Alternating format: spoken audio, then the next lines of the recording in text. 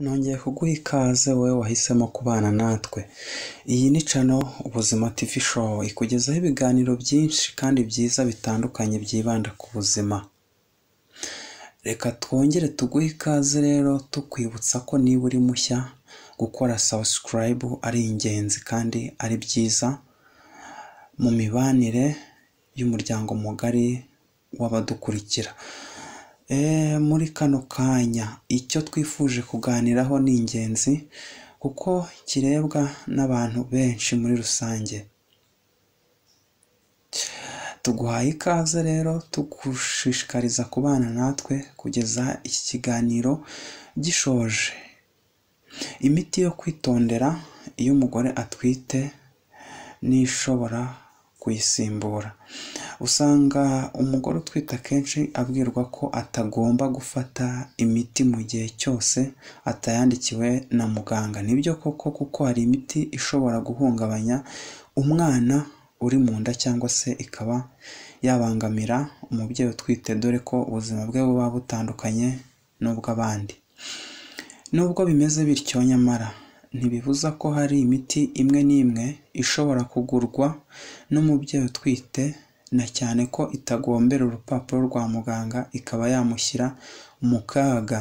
Ni muri iyo mpamvu hano twaguteguriye imwe mu miti imenyerewe gukoreshwa nyamara umubyeyi utwite atagomba gukoresha cyangwa yakoresha bitewe n'ikigero inda igezemo.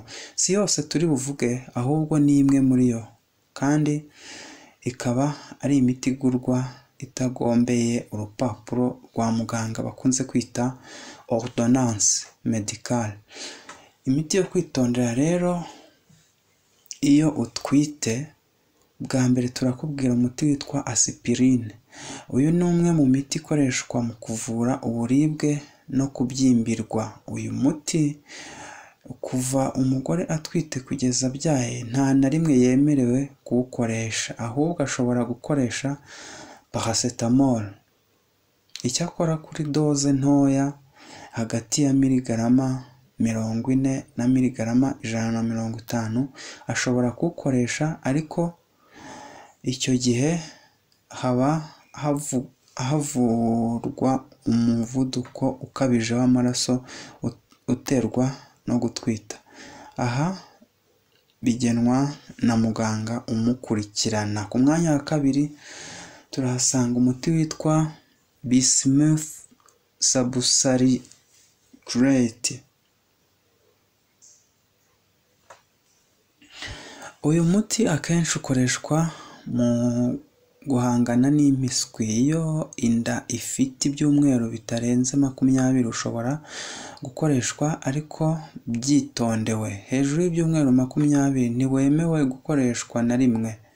Mu mwanya wawo hakoreshwa umuti wa loperamide. Ku mwanya wa gatatu rero turahasanga brompheniramine. Uyu ni umuti ukoreshwa mu kuvura ibicurane n'izindi ndwara zijyana n'ubwivumbure bw'umubiri. Kugeza rero inda igejeje ibyumweru 36 ushobora gukoreshwa, ariko byitondewe. Hagira impinduka igaragara ugahita uhagarikwa. Hejuru y'ibyumweru 36 ni ukuvuga mu kwezi kwa 9 ntibyemewe na gato kuwukoresha. Hakoreshwa loratadine cyangwa cetirizine. Ku mwanya wa 4 umuti ukwiye kwitondera mu gihe utwite ni cafeine. Akenshi uretse kuyibona mu miti ivura inkorora n'ibicurane nka Coldicap, Febrilex, Dacort, Cordarest n'indi, ntabwo ikunze kuboneka yonyine nk'umuti, ahubwo iboneka mu ikawa, icyayi no mu binyobwa byongera ingufu. Cafeine rero itarengeje miligarama 200 ku munsi ntacyo itwaye, ariko iyo irenze bishobora gutera inda kuba yanavamo. Niyo mpamvu ibintu byose ibonekamo ari byiza kubyirinda iyo utwite. nyine nk'iyo miti twavuzemo haruguru ibonekamo kafeyine nka Cold-Cap, Febrilex, Dacol ndetse na Coldalest n'indi myinshi igenda ibonekamo iki kinyabutabire cya kafeyine. Ku mwanya wa gatanu hari umuti witwa chlorpheniramine kimwe na brompheniramine. Uyu nawo ni umuti ukoreshwa mu kuvura ibicurane n'izindi ndwara zijyana n'ubwivumbure bw'umubiri. Kugeza inda igejeje ibyumweru 36 ushobora gukoreshwa ariko byitondewe. Hagira impinduka igaragara ugahita uwuhagarika. Hejuru y'ibyumweru 36 mu kwezi kwa 9 ntibyemewe na gato uyu muti nawo uwukoresha. Hakoreshwa loratadine cyangwa se trizine. Ku mwanya wa 6 turasanga umuti nawo umenyerewe gukoreshwa cyane witwa ibuprofen. Uyu nawo ni umuti ukoreshwa mu kugabanya uburibwe no kubyimbirwa ndetse ukanazimya umuriro. Uyu muti ushobora gukoreshwa ariko byitondewe mu gihe inda ifite hagati y'ibyumweru 14 na 26, kuvuga igihembwe cya kabiri.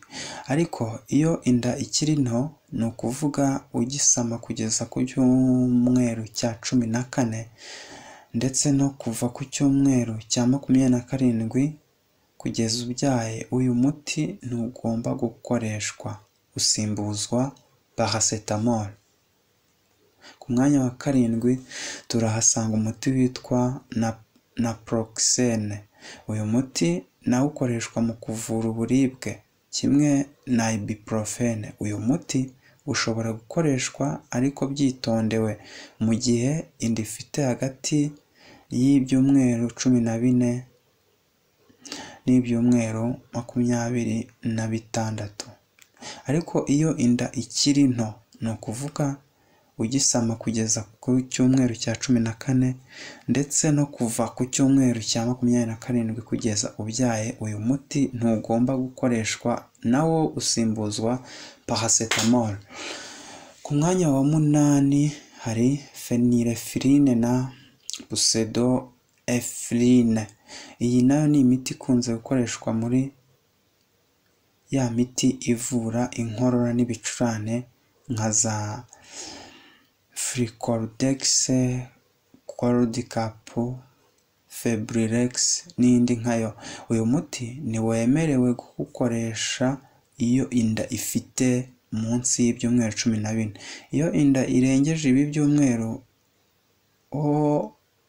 ukoreshwa byitondewe.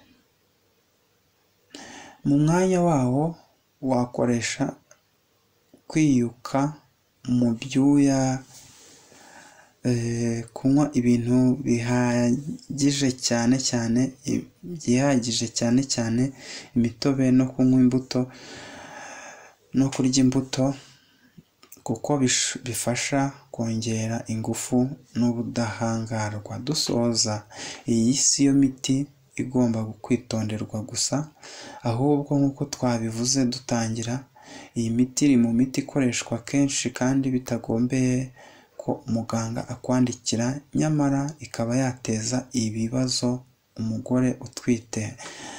Ni byiza rero kwitondera iyi miti twababwiye yose, kandi wagira ikibazo ugasobanuza umuntu w'inzobere mu by'imiti, turavuga farumasiye cyangwa se umuganga uwo ari we wese akaba yagufasha. Turagushimiye rero kuba wabanye natwe, ariko ntitwabura kukwibutsa ko niba utarakora subscribe ngo winjire mu muryango mugari w'abadukurikira, nawe wabikora uyu munsi bikaguhesha amahirwe atandukanye n'ay'abatarabikoze yo kuzajya ubona ibiganiro ku gihe mu gihe twabishyizeho. Turagushimiye rero, naho ubutaha.